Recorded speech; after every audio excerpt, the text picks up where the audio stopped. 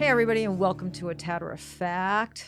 We're here at the Girlz studio live in Las Vegas, and this is a special episode of Tatter-a-fact.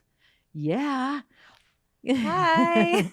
So today, I've got the behind-the-scene girls, Olivia and Willow, behind the mics. For the first time. For the very first time, because this is our 50th episode of Tatter-a-fact. Can you believe it? No. I know, It's right? hard to believe it's already been 50. 50. I'm like, I've done 50. We've done 50. It's crazy. It's really crazy.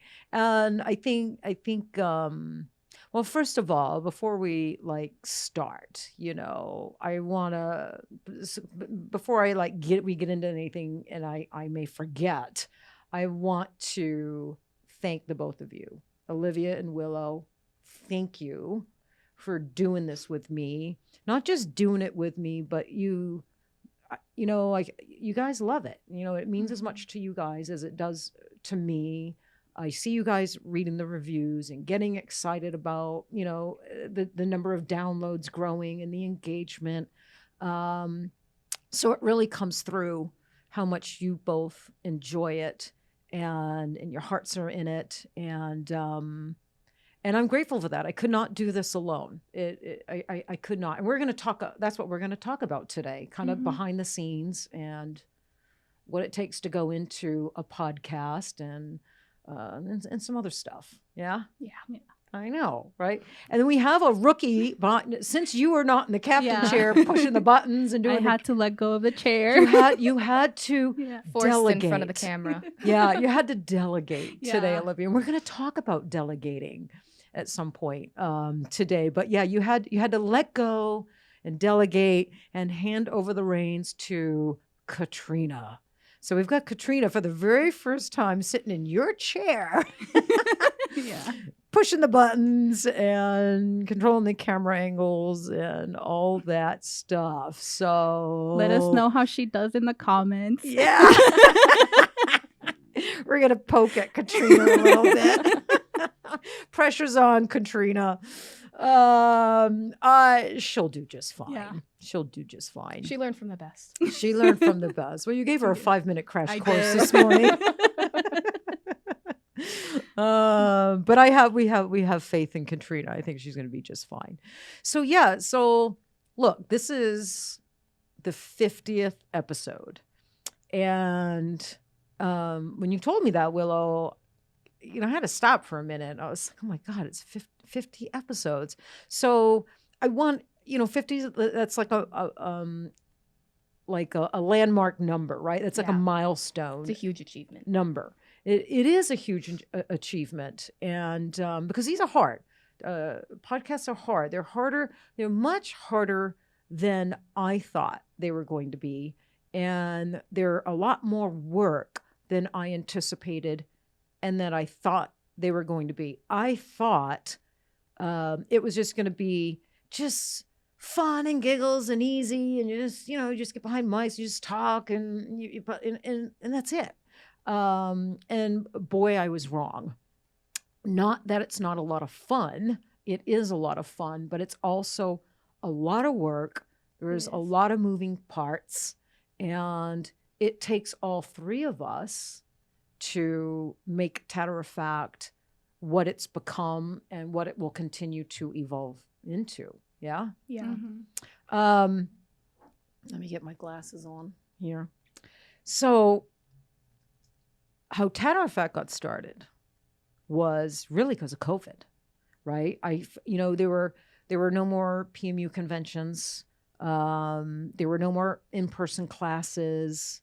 And I was so used to that, throughout the year, like being in classes, going to conventions, speaking, meeting artists and connecting with artists. And I really missed that. I tried to do some, classes on Instagram, and, I try to stay connected that way. But I came up with this crazy idea. Let's do a podcast.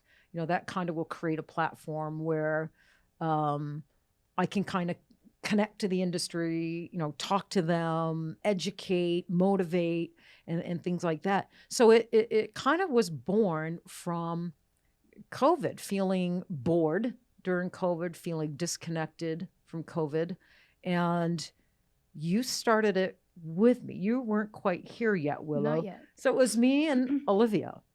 And you and I Mhm. had never done a podcast No. before. No right? idea. But what did you think when I came to you and said, we're going to do a podcast? I thought it was a crazy idea. You thought it was I a- was nervous, but I really wanted to impress you because I've only been here for like a year. So I was like, I'll figure it out. So after a year, you were still that I want to impress Yeah. Taryn mode. Yeah. But you've lost that now. You've been here like 3 years, so you no longer feel the need to impress me. For the record, we're just going to put that out there. But you were down.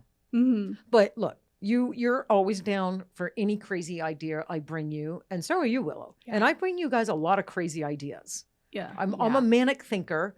I'm an innovator. I'm a creator. I'm just always thinking of doing all these things, these projects, these things. I just, my mind just doesn't stop. So I'm constantly bringing you guys ideas, and so thank God you guys are like able to kind of, roll with it and adapt, and you guys are really good that way.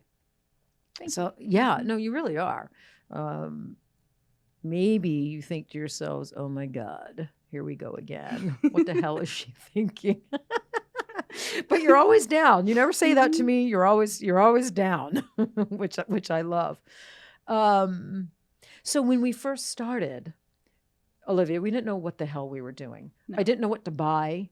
I didn't know I knew I needed a mic of some sort. I know I needed, a camera of some. I didn't know what else I needed. So I had a colleague friend named Art, and he had some experience in podcasting. He's a videographer, and he filmed a lot of our procedures for the Girlz Academy. So we brought him in, and he kind of not kind of, but he did. He got us set up, and I didn't want to spend a lot of money and buy like a high-end stuff, because what if we didn't like it? What if just what if it wasn't our thing? I didn't want to make this big, huge, like financial investment, but I didn't want it to sound crappy either, So we invested a little bit of money and bought some, mics, and we decided early on, or at least I did, I wanted to be on camera. Most podcasts stream, correct, Willow? Yes. And most of our listeners actually listen through one of our streaming services like Podcast Addict, Spotify, iTunes, and I think Buzzsprout. and Buzzsprout. So the majority of our listeners are listening to us via a streaming service. Correct. Yeah. And a smaller percentage actually go to YouTube and watch us. Yeah. But for whatever reason, I don't know why. Back then, I didn't know why. Obviously, sometimes the universe has you do things you don't know why, and then down the road, you're like, that's why, So back then, I didn't know why I wanted it also to be on YouTube and a camera. Maybe because, like I don't want to say I'm a voyeur, but I'm really visible. When I'm watching or listening to Joe Rogan, I want to see what he looks like. I want to see what his guests look like. Mm-hmm. I'm more visual. I kind of want to watch podcasts. I'll stream them as well, but I like viewing and watching them. So we set up cameras. So we have a Tatter-a-fact YouTube page. And now, a couple years later, 50 episodes later, now having the video and the YouTube page has really benefited, I think, the podcast and helped the podcast. It Willow? definitely has. The video allows viewers and listeners to feel like they're here almost. Yeah. And it brings another level to the experience, and it makes them feel, I think, a little bit more sense of community. being able to like see you instead of just hearing you. Yeah, I think so too. And you're able to clip, Yep. we get clips that you can post on Instagram, you can post on the stories, you can use them as reels. You've gotten really clever with the clips. Thank you.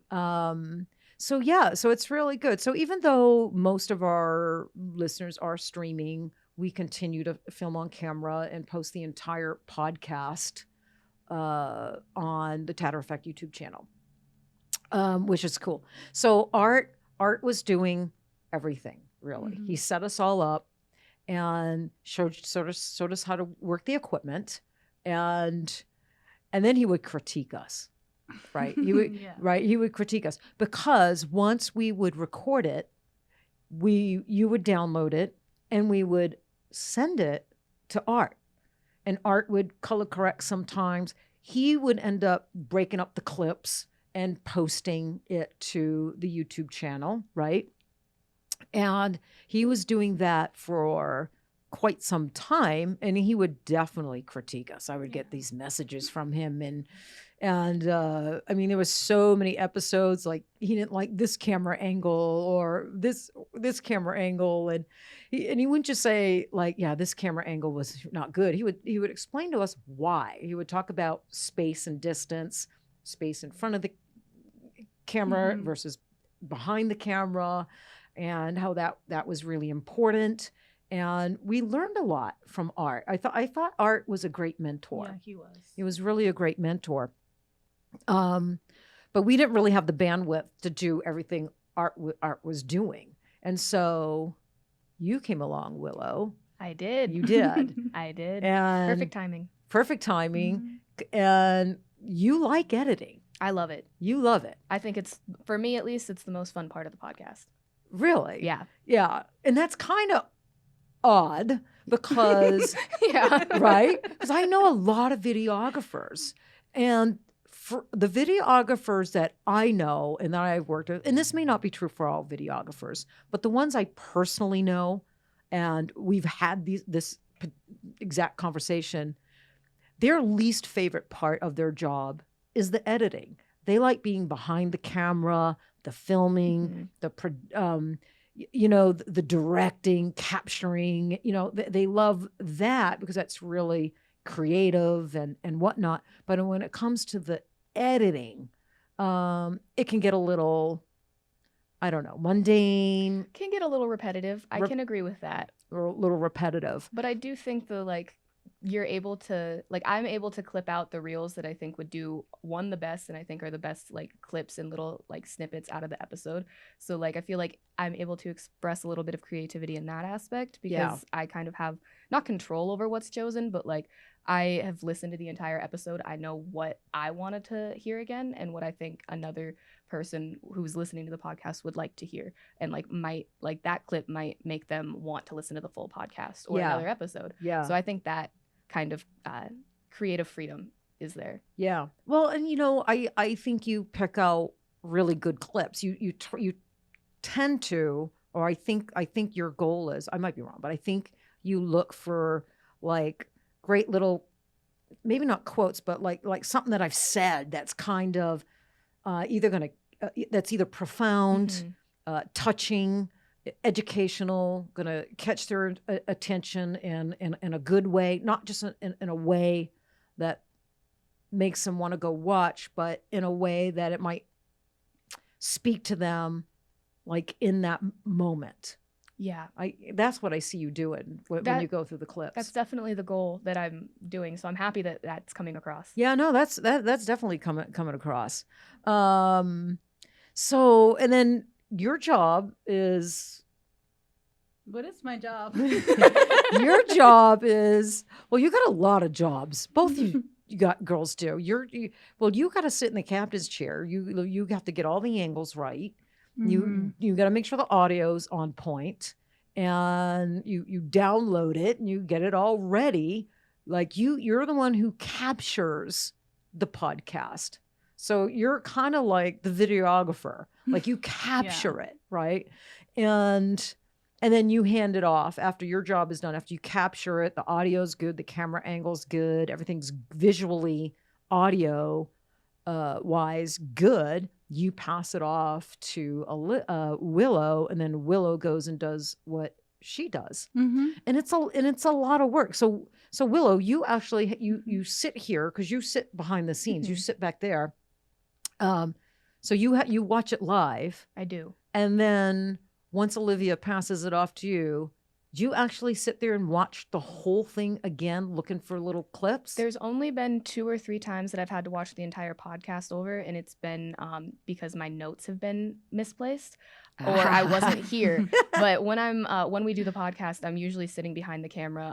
I have my phone and then a timer, and I'm taking the time that, like, you say something that I think would be cool. Yeah. And like I'm taking notes on like every clip that I think could be possible, everything that we need to promote, like all of that. So I usually get everything I need to do like ahead of time, so I don't have to watch it again. You don't have to sit there and watch the whole thing again. Not that there's anything wrong with that. I do watch the clips though, or I mean the reels, because I've started adding captions. So I have to make sure all the words are lining up to when you're saying them and everything like that. But yeah. normally it's just the one time. It's not all the time. Yeah.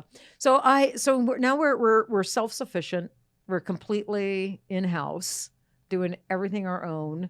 We got kicked Art to the curb. Poor Art. No, but he was really proud of us. He watched us go from beginning, novice podcasters into, I don't know if we're professional podcasters, but we're not novice anymore. Intermediate podcasters, yeah. semi-professional podcasters. There's always room for growth. I think sometimes, when I don't listen to every podcast back either, but I do listen to, sometimes I do, I'll listen to the whole thing over. And then sometimes I'll listen to just, 10 minutes here, and I'll fast forward and I'll listen to like, pieces of it. And sometimes I like the way that I sound, and I like the way that I've spoken. And then there's some podcasts where I feel I say yeah a lot, like yeah, yeah. And it becomes repetitive, and I pick up on that, and I'm wondering if the listeners do. But I think everybody that's behind a camera, behind a mic, that's displayed, somehow in that way, are really hard on themselves, because you want to come across as, you want to be pleasant to listen to, pleasant to watch. So I think we are. The podcast is growing. It's been on this upward, trend ever since we launched, and it's doing fantastic. So I'm super stoked.